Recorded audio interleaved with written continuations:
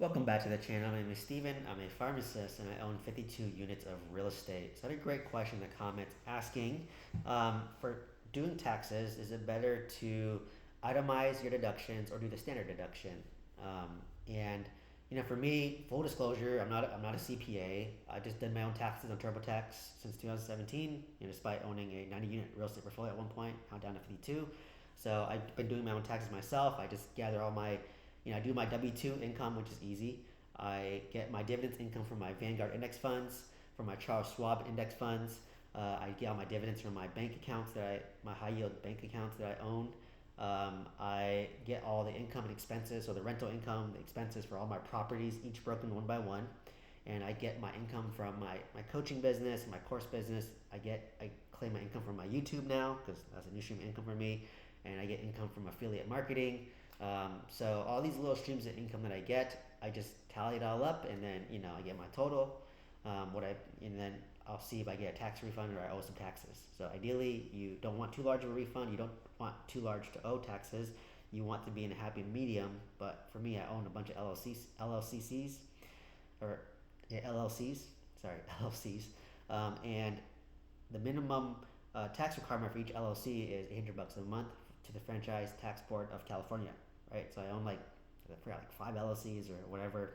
Times that by 800, I pay $4,000 a year to the Franchise Tax Board for each LLC that I own, right? That's the cost of doing business and the cost of owning LLC and the cost of owning real estate, right?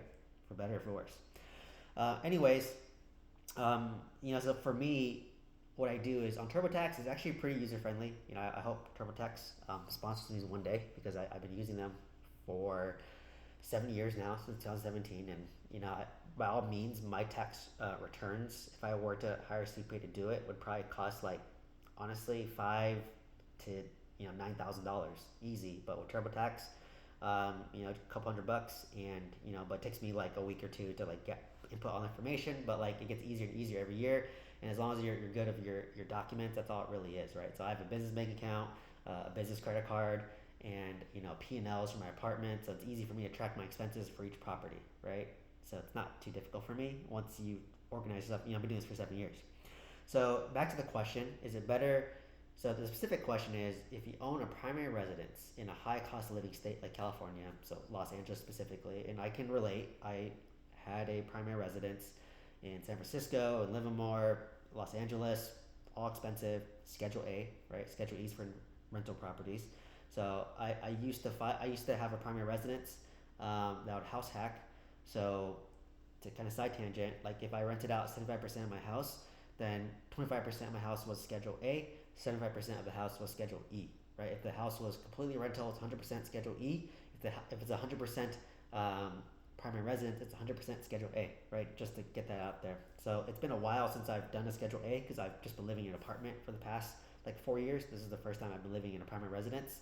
So it's gonna be a little bit new for me doing my taxes again, but it's not too difficult. But typically, when you do your taxes, you put in all your expenses, all your deductions, right? So when you own a primary residence, what are your deductions? Your property tax is a deduction. I believe the interest that you pay on your house is a deduction, and it might cap out at a certain amount in California. I'm not sure of the specifics, and definitely for me, my property tax is minimum 10K a year, and I think the max might be 10K. And if you look at my interest, my mortgage payment, it's $5,500 a month, and if you look at the interest, I don't even know, 4,000 of it's interest. So times that by 12, it's almost $50,000 of interest a year. So I don't think I can write off all of that. It might cap out. If I can write off all of it, great. More money for me. But I don't think so. I think it caps out for some reason. Double check me if anyone knows what it caps out as. Let me know down below. But for some reason in my mind, I have 10,000, right? And I hit that just property tax alone.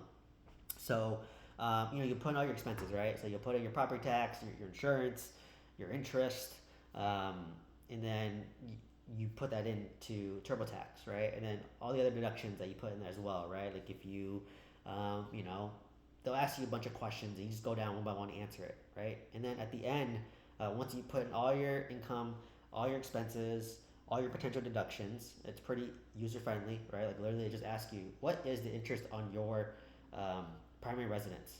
How much was your property tax that you paid? What was your insurance? And you just input this information, right? It's It's pretty simple. And then at that point, it's TurboTax will do a calculation to say, okay, is it better to claim itemized deduction, or is it better to claim the standard deduction based on your situation, right? And it'll do the math. It'll just say, okay, like I'll click like analyze in TurboTax, and it'll just say like, oh, actually, if you do standard deduction, you save your tax refund is better, or you owe less taxes.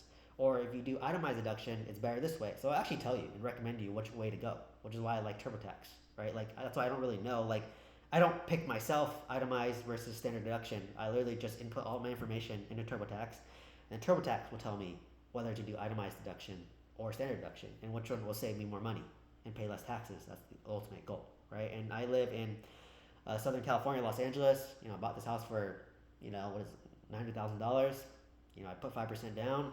6.5% interest rate. So obviously my monthly payment, I'm paying $4,000 to interest every month. So if I can write off all my interest, great. That's $50,000 of write-off. But I think it caps out like once again, because if you add up my interest plus my property tax, it's almost like $60,000 a year. If I can write off $60,000 a year of my income, I would love that. But I think it caps out at like a certain amount. So it's not as favorable to people who live in high cost of living states. But hey, it's still a deduction. If I can write off, let's say it caps out at $10,000. And I'm taxed 40%, that's $4,000 that I'm saving by owning this property, and that's helps cover one of my payments almost, right? Like it helps if I save $4,000, that covers one of my payments. So it's like living 1 month for free in this house, right? So that's kind of the benefit of that. If I can write off $60,000, well, shoot, that's pretty significant right there. That's what, $25,000 or $24,000. In that case, that's a few months free here. Right? But I don't think that's true. I think it's capped at $10,000 for some reason.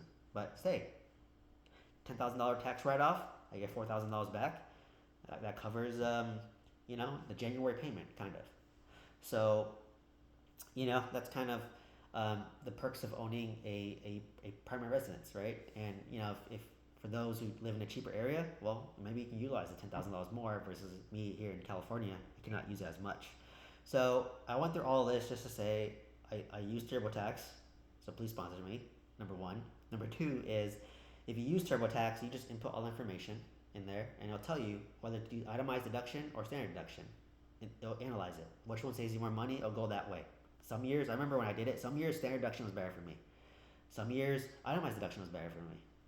So, and you can compare the both. You can pick which option you want to. You can do standard, you can do itemized, and see how much money you owe or are saving on taxes. So that's how I do it. If you're using a CPA, I would just ask them like, hey, like, can you run the scenario each way? Like, do it standard deduction and do itemized. Which one saves you more money, right? So, but for me, I'm a huge proponent of doing your own taxes because it helps teach you, right? Help keep you informed.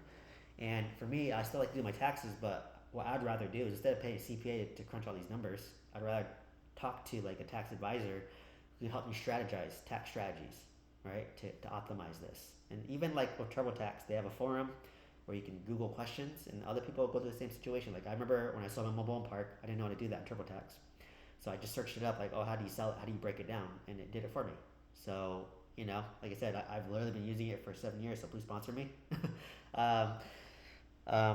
So that's really it. So hopefully that answers your question. Like I said, your best bet is just if you do yourself, recommend TurboTax.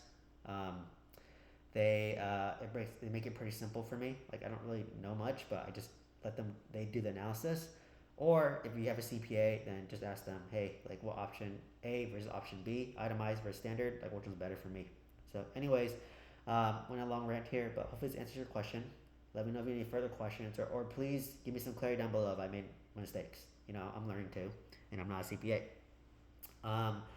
Otherwise, if you want to learn how to buy multifamily real estate with some guy, check out the link down below. Otherwise, please like, comment, subscribe. Hope to see you in the next one. Thank you so much.